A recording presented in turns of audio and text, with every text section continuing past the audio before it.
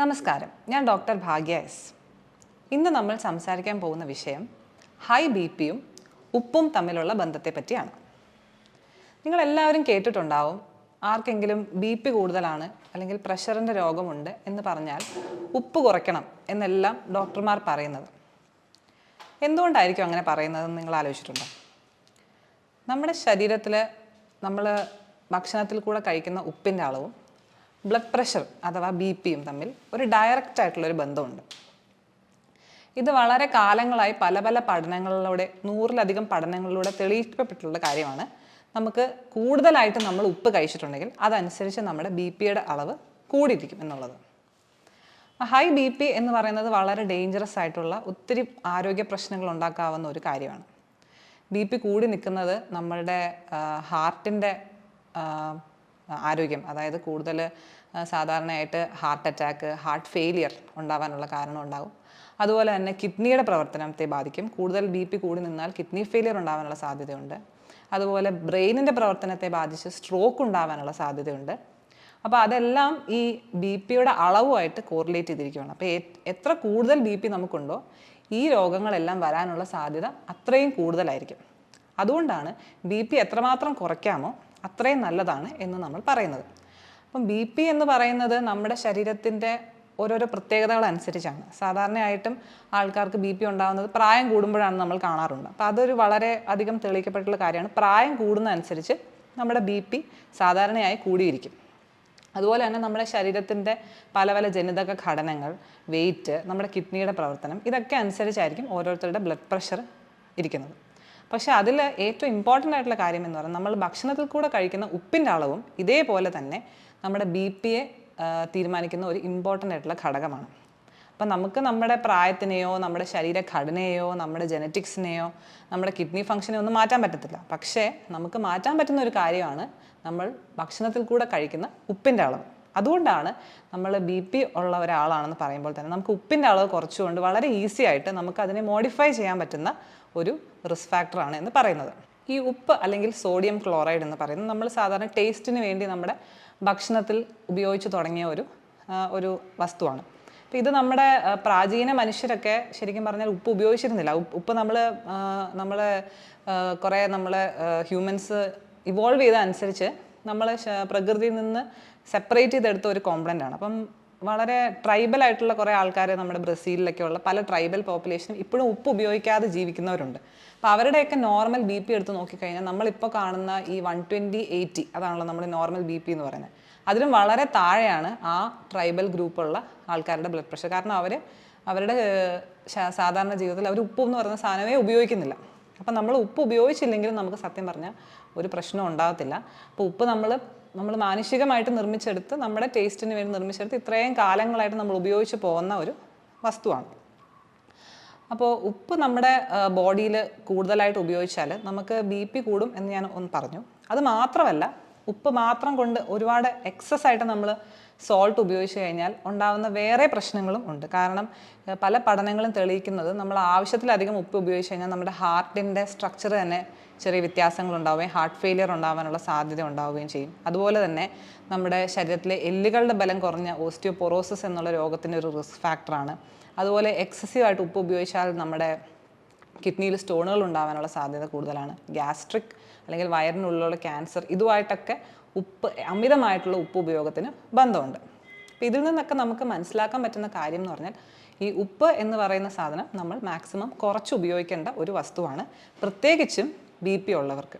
കാരണം ഉപ്പിൻ്റെ അളവ് എത്രമാത്രം നമ്മൾ കുറയ്ക്കുന്നോ അത്രമാത്രം നമ്മുടെ ബ്ലഡ് പ്രഷർ കുറഞ്ഞിരിക്കുകയും അതേപോലെ ഈ ബ്ലഡ് പ്രഷർ എത്രമാത്രം കുറഞ്ഞിരിക്കുന്നോ ഈ ബി പി കൊണ്ടുണ്ടാകുന്ന രോഗങ്ങളുടെ എല്ലാത്തിൻ്റെ സാധ്യത അത്രമാത്രം കുറഞ്ഞിരിക്കുകയും ചെയ്യും. ഇനി ഈ എല്ലാ ആൾക്കാർക്കും നമ്മൾ ഉപ്പ് നമ്മുടെ ഭക്ഷണത്തിൽ കുറച്ചാൽ ഒരേപോലെ അല്ല ബി പി കുറയുന്നത്. ചില ആൾക്കാർക്ക് ഉപ്പ് കുറച്ചാൽ പെട്ടെന്ന് നന്നായിട്ട് ബി പി കുറയുന്നതായിട്ട് കാണാൻ പറ്റും. ചിലർക്ക് നമ്മൾ എത്ര ഉപ്പ് കൺട്രോൾ ചെയ്താലും ബി പി അധികം കുറയില്ല. അപ്പോൾ അതെന്ന് പറഞ്ഞാൽ സോൾട്ട് സെൻസിറ്റിവിറ്റി എന്ന് പറയുന്നതാണ്. അത് ഓരോരുത്തർക്കും വ്യത്യാസപ്പെട്ടിരിക്കും. പൊതുവേ പറയുകയാണെങ്കിൽ ഒരു നോർമൽ ബി പി ഉള്ള ഒരാൾക്ക് നമ്മൾ എത്ര ഉപ്പ് കുറച്ചാലും അധികം ഒന്നും ബി പി കുറയാൻ പോകുന്നില്ല. പക്ഷേ ഒരു ഹൈപ്പർ ടെൻഷൻ ഉള്ള ഒരാൾക്ക്, അതായത് ബി പി കൂടിയിരിക്കുന്ന ഒരാൾക്ക് നമ്മൾ ഭക്ഷണത്തിൽ ഉപ്പ് കുറച്ച് കഴിഞ്ഞാൽ അവരുടെ ബി പി കൂടുതലും നന്നായിട്ട് കുറയുന്നതായിട്ട് കാണാം. അപ്പോൾ അവർക്ക് കൂടുതൽ സോൾട്ട് സെൻസിറ്റിവിറ്റി ഉണ്ട്. അതേപോലെ തന്നെ പ്രായം കൂടിയ ആൾക്കാർക്കും ഉപ്പ് കുറച്ചാൽ പെട്ടെന്ന് ബി പി കുറയും. അതുപോലെ നമ്മൾ സാധാരണ മരുന്നുകളൊക്കെ കൊടുത്തിട്ടും ബി പി കുറയാതിരിക്കുന്ന തരം ഹൈപ്പർ ടെൻഷൻ ഉണ്ട്, മെഡിക്കലി റെസിസ്റ്റൻ്റ് ആയിട്ടുള്ള ഹൈപ്പർ ടെൻഷൻ. അങ്ങനെയുള്ളവർക്കും ഉപ്പ് കുറച്ച് കഴിഞ്ഞാൽ പെട്ടെന്ന് ബി പി കുറയ്ക്കാൻ പറ്റും. അതേപോലെ നമ്മുടെ പെണ്ണുങ്ങൾക്ക് വിമന് കൂടുതൽ ഉപ്പ് കുറച്ചാൽ പെട്ടെന്ന് ബി പി കുറയുന്നതായിട്ട് കാണാം. ഓവർ വെയിറ്റ് ഉള്ളവർക്ക്, അമിത വണ്ണം ഉള്ളവർക്കൊക്കെ നമ്മൾ ഉപ്പ് കുറച്ചാൽ പെട്ടെന്ന് ബി പി കുറയും. അപ്പോൾ ഉപ്പിനോടുള്ള സെൻസിറ്റിവിറ്റി അല്ലെങ്കിൽ സോൾട്ട് സെൻസിറ്റിവിറ്റി ഓരോ ആൾക്കാർക്കും വ്യത്യസ്തമായിരിക്കും. എന്നാലും പൊതുവെ പറഞ്ഞാൽ നമ്മൾ എത്ര ഉപ്പ് കുറച്ചാൽ അത്രയും നല്ലതാണ്, കാരണം നമ്മുടെ ബി പി അത്രയും കുറഞ്ഞിരിക്കും.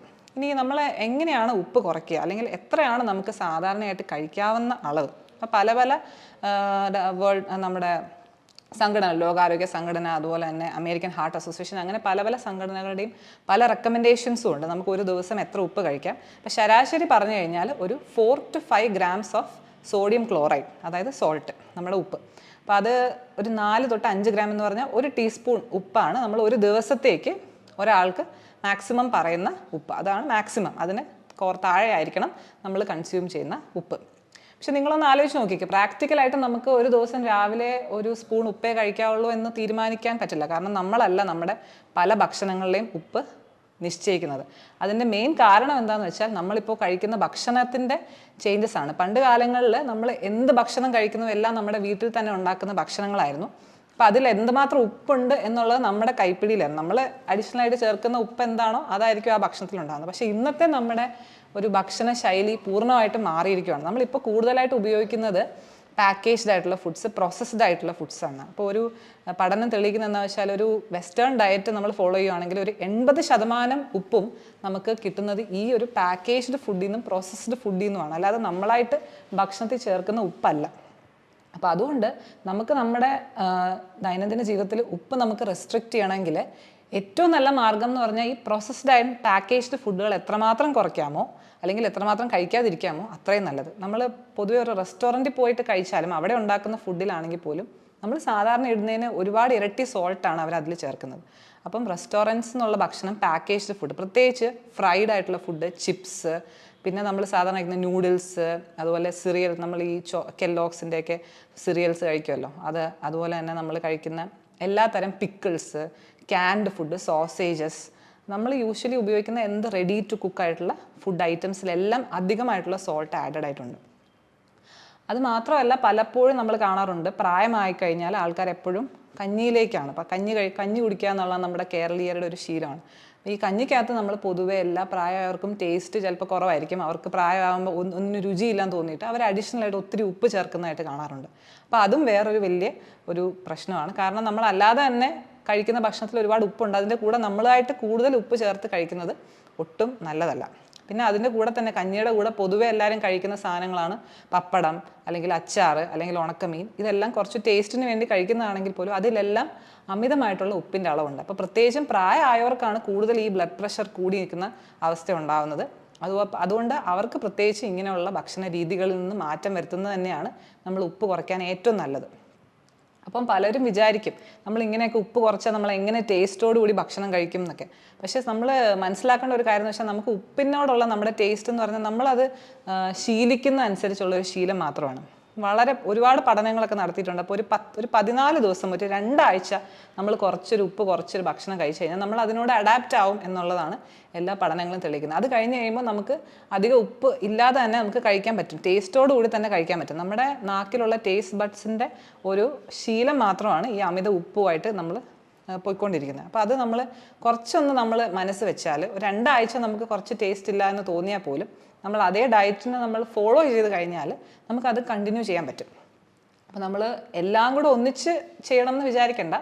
ഓരോരോ ഐറ്റംസ് ആയിട്ട് നമ്മൾ കുറയ്ക്കുക. ഓരോരോ സാധനങ്ങളിൽ നമ്മളിപ്പോൾ ഉണ്ടാക്കുന്ന കറികളിലാണെങ്കിലോ അല്ലെങ്കിൽ കഞ്ഞിയിലാണെങ്കിലോ നമ്മൾ ഉപയോഗിക്കുന്ന ഉപ്പിൻ്റെ അളവ് പതുക്കെ കുറച്ച് കൊണ്ടുവന്നാൽ, നമ്മൾ അതിനെ കുറച്ച് നാളൊന്ന് പിടിച്ച് നിൽക്കുകയാണെങ്കിൽ നമുക്ക് ഡെഫിനറ്റായിട്ടും നന്നായിട്ട് ഉപ്പ് കുറച്ച് ഉള്ളൊരു ജീവിതശൈലിയിൽ കൊണ്ടുപോകാൻ പറ്റും.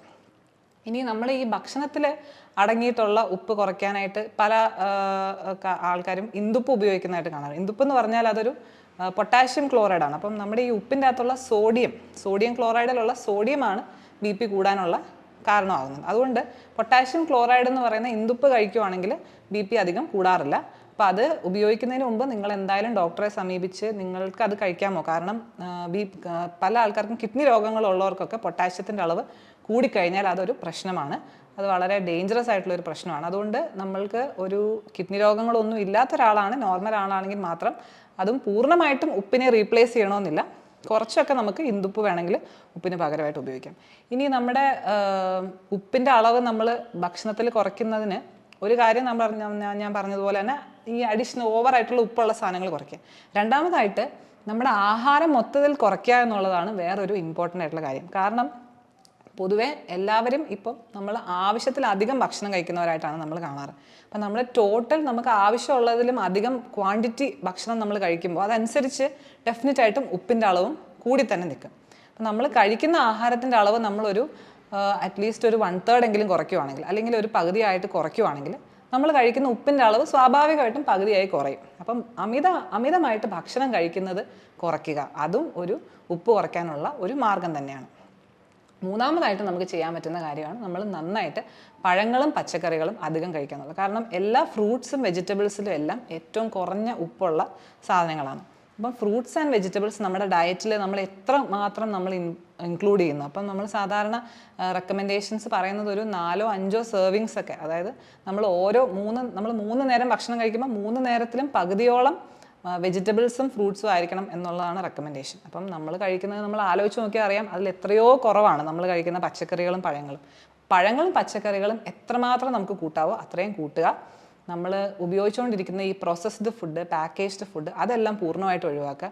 മനസ്സിലാക്കേണ്ട ഒരു കാര്യം, നമ്മൾ കഴിക്കുന്ന ഈ പ്രോസസ്ഡ് ഫുഡിലൊക്കെ ഉപ്പിൻ്റെ അളവ് നമുക്ക് പലപ്പോഴും ടേസ്റ്റ് വെച്ച് നമുക്ക് മനസ്സിലാക്കാൻ പറ്റില്ല. ഭയങ്കര ഉപ്പുള്ള സാധനമായിട്ട് നമുക്ക് തോന്നത്തില്ല. നമ്മൾ കഴിക്കുമ്പം ചിലപ്പം വളരെ മധുരമുള്ള പല സാധനങ്ങളിലും ഒരുപാട് ഉപ്പുണ്ടാകും. അപ്പം അതിൻ്റെ ലേബൽസൊക്കെ നോക്കിയാൽ നമുക്ക് മനസ്സിലാവും അതിൽ ആക്ച്വലി പ്രിസർവേറ്റീവ് ആയിട്ടൊക്കെ പലതിലും അവർ സോൾട്ട് ആഡ് ചെയ്യുന്നുണ്ട്. അപ്പം ഉപ്പ് നമ്മൾ ടേസ്റ്റ് വെച്ച് മാത്രം നമുക്കത് ജഡ്ജ് ചെയ്യാൻ പറ്റില്ല. അതുകൊണ്ട് processed and packaged foods maximum കുറയ്ക്കുക.